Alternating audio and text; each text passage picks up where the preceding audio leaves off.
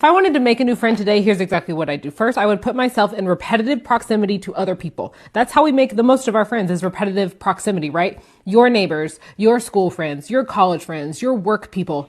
You have to see faces you don't know again and again and again until they become faces you do know. You can actually be friends with all sorts of people. The biggest determiner is repetitive proximity. Bonus points if you join some sort of group that already aligns with your values or already aligns with something you're already interested in. The point is that you can't just be going to a random park where the people change every week. It needs to be the same faces time and time again. And then while I'm there, I'm chit-chatting. I'm learning how to ask good questions, because when you're talking to somebody and you're trying to be friends with them, it's not important to make yourself seem cool and likable. What's important is making the person who you want to be your friend feel cool and likable. And I'm not saying being fake or disingenuous. I'm saying be interested in them. Ask them good questions. Maybe after I've seen them once or twice, or even on day one, if you feel like you're not going to see them again, you say, hey, do you want to trade numbers? I really like talking to you. Or are you on Instagram? I would love to follow you. Are you on Facebook? I'd love to follow you. And you trade information. After we've exchanged numbers, I would make low risk contact and say, hey, this is so-and-so from this activity. Are we supposed to wear our red jerseys or our pink jerseys? Okay, thank you.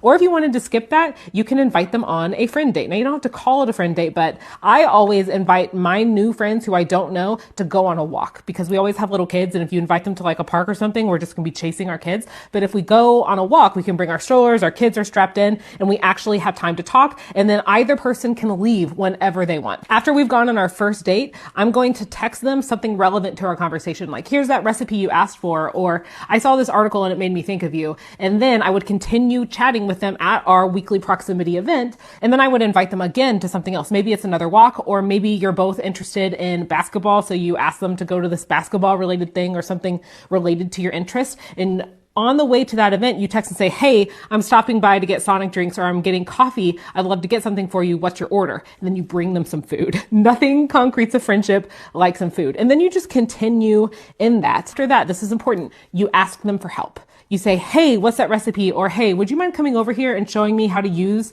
this Cricut? I would love your help. And that opens the door for them to ask you for help. A lot of people get stuck in this acquaintance, never deeper level relationship. And that's because you're not being vulnerable and asking for help. So ask something of them and then start showing up for them too. They're sick, drop something off, drop some toys off, drop a coffee off, check in on them. And that's how you deepen that relationship. And then you would just go on in that pattern indefinitely. And then voila, new friend.